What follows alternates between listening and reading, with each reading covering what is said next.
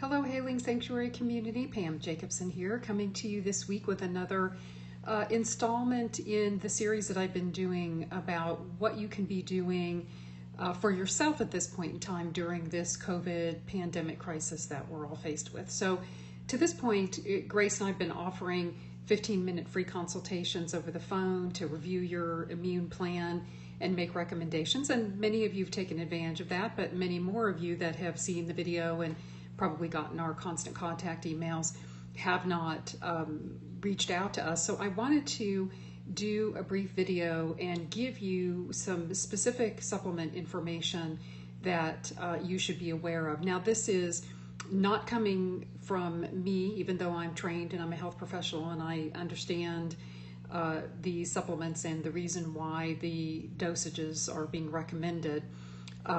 But this is information that's coming from sources that I'm following, research institutions and hospitals that are making these recommendations, particularly in the face of what we're learning on a daily basis about the COVID virus. So I want to be really clear in the conversations I've been having with my clients. Really, we've talked about two areas of importance when it comes to the things that you can do. Number one are your daily, day-to-day self-care health baseline habits. And without those, I think it doesn't matter how big of a dose of any supplement you take, it's not going to be effective for you. So first and foremost, the supplementation I'm about to talk about does not take the place of your daily self-care, your daily health optimization routine, which should be your sleep, 8 hours of quality sleep, hydration, exercise or movement of your body every day, some kind of a dedicated stress response management process such as meditation or biofeedback, and of course your nutrition plan, that being a healthy, lots of veggies, some fruits, good fats, limiting, especially during this time, sugar intake and processed and junky kinds of foods. So having said that, that's your first line of defense. So I would say for those of you who may not already be doing that, you need to look to how you could tighten up those processes. And of course, we're always happy to help you with ideas. We even have coaching programs and all of that. But for right now, you need to look at those factors. Now, in terms of recommended immune supporting supplementation and the actual dosing. So I'm obviously not a medical doctor and I'm not your medical doctor. So each of you will have a different experience depending on medications you're taking, disease process you may already have in place. So my disclaimer is that you need to always seek the advice of your healthcare practitioner or your physician. But having said that, the majority, all of the supplements I'm going to talk about are generally considered safe. I don't see interactions with medications and such, but you, again, need to be aware of your own situation. And if you're concerned or have any concern, check with your healthcare professional. So I'm going to give you a list and a quick description of the dosage. If you don't have a resource to get really good quality supplements, we do have the ability for you to do that online. The shipping is free. And in most cases, if your order's over $50, and we're using a fulfillment company that has access to all of the major nutraceutical players out there, you're really assured the quality that I think is important, especially if you're going to take a high dose of something. So I'm just going to start at the top of the list. There's no particular order. First on the list is melatonin. So most of you know melatonin to be a supplement that's used. It's actually a hormone that is produced in your own brain, and it creates your sleeping and waking cycle or your circadian rhythm. And many of us use it because we have trouble sleeping. We can't fall asleep or we don't stay asleep. But in this instance, melatonin is really important for immune function because of the fact that it does really help to deepen and increase the quality of our sleep. So up to 3 milligrams, about 30 minutes before bed. There's lots of different melatonin products on the market, lots of different delivery systems. It's being recommended that you use a slow release or a sustained release product. Again, we can help you get something quality if you don't have access to that. But melatonin, 3 milligrams at bedtime, help to deepen the sleep. The reason why that's important for immune health is because it's through sleep and deep quality sleep that your whole body repairs and regenerates, and the immune system has a chance to kind of reboot itself. So super, super important. In the researchers' papers I've been looking at, melatonin tends to be one of those that's kind of at the top of the list. There's a lot of research going on in the melatonin world these days for all kinds of things, including cancer research. So melatonin, super important. Vitamin A is very important for lots of functions in the body and really important for immune health. Now, most of us will get enough vitamin A in our diet. Particularly, you'll get plenty of vitamin A if you eat lots of orange-colored foods, sweet potatoes, butternut squash, carrots. Kale has a lot of vitamin A.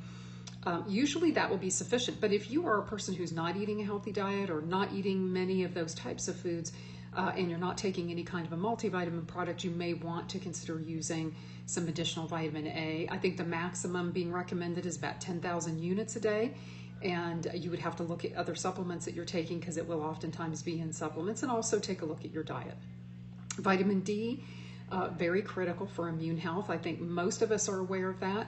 It's not available in your diet. It's not a naturally occurring vitamin that's in your food supply. It's something that we synthesize from the sun, but the reality is that most of us are deficient in vitamin D, and most of us do need to be supplementing vitamin D.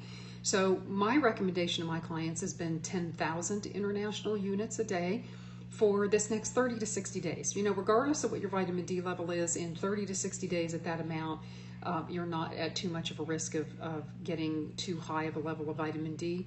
The reality is if your vitamin D level gets up there, it will come back down quickly after you stop it. So I think you're safe to do that over the next 30 to 60 days, but not beyond that unless you're having someone monitor your vitamin D levels. The typical standard maintenance dose would be somewhere between 2,500 and 5,000 units a day. So we're just kind of doubling that during this viral time frame. Vitamin D, super, super critical. Vitamin C, most of us know what that is. It is readily available in many foods in our food supply, but again, it's a little bit difficult to eat enough of those kinds of foods throughout the day to get the levels of vitamin C that we're talking about in this particular situation. So the minimum dosing for vitamin C would be 1,000 milligrams, but many of us need more than that. And the way to kind of gauge what the level of need is in your particular body is to slowly dose that up at 500 milligrams additional dose each day until you get just a little bit of a soft stool, and then you'll know that you've reached what we call bowel tolerance, and then you just back off to your previous dose. And that tells you, some people can go as high as 10,000 milligrams of vitamin C a day, but most of us are generally going to be in the 2,000 to 3,000 milligram range, so you can just test that out. But vitamin C, really important. I don't think any of us are going to get enough in our diet, so I would highly recommend that you supplement with that. Zinc is another one, and most of you are aware zinc is important for immune health. It's one of the common things that we see people using when they're trying to prevent flu season or when they get a cold. It is one of the researcher experts' recommendations, but at a much higher level than we would normally use in just our daily maintenance. So zinc is an important essential trace mineral that's needed in our day-to-day life, but generally you can get enough from your diet. Certainly if you're taking any kind of a multivitamin, you're getting a reasonable amount of zinc in there. You have to be careful about large doses of zinc because it will interfere with your ability to process or absorb.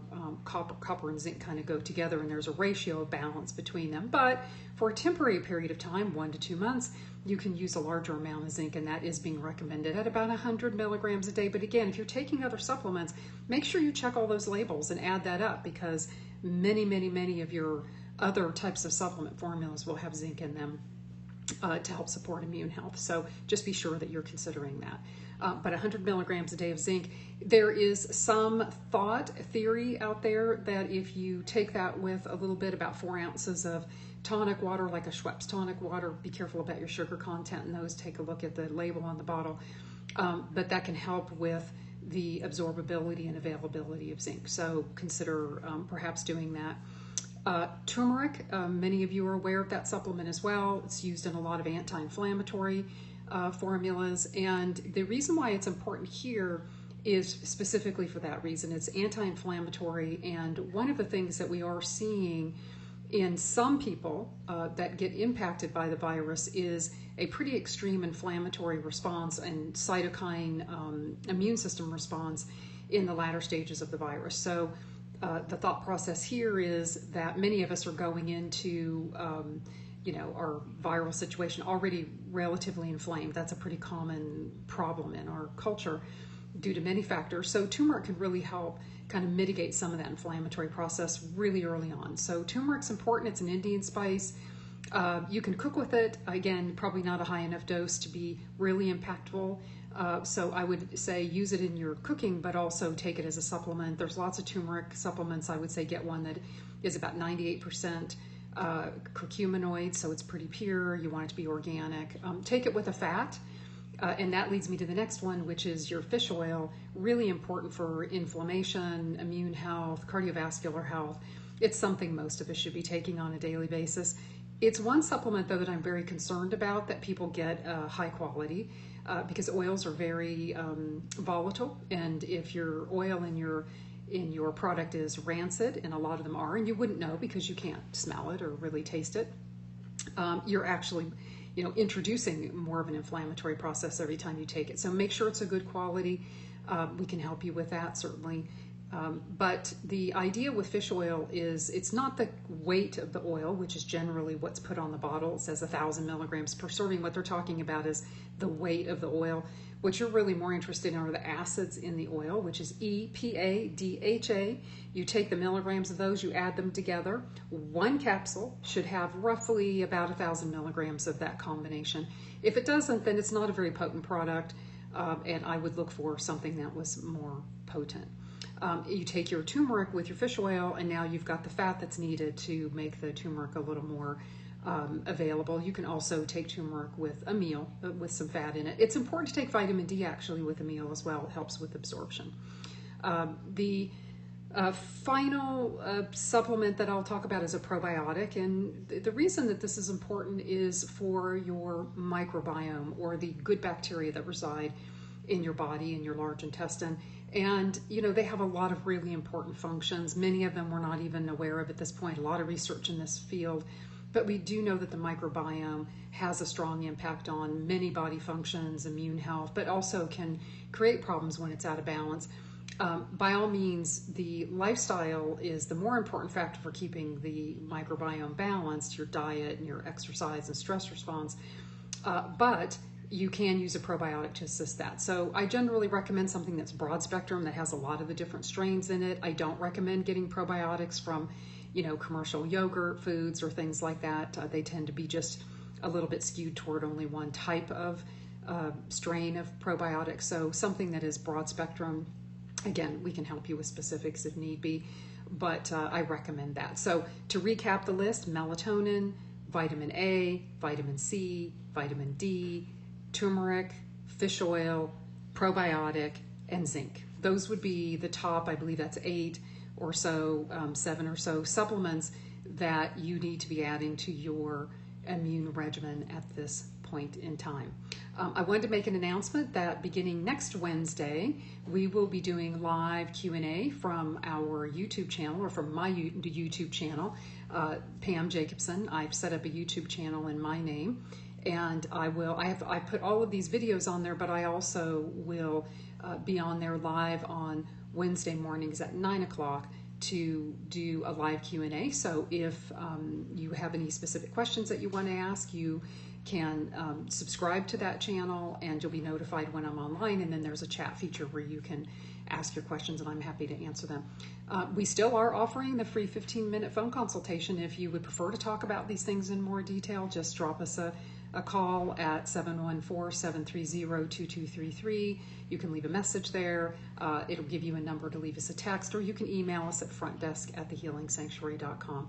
I'll look forward to talking to you all next Wednesday. Take care. Be safe.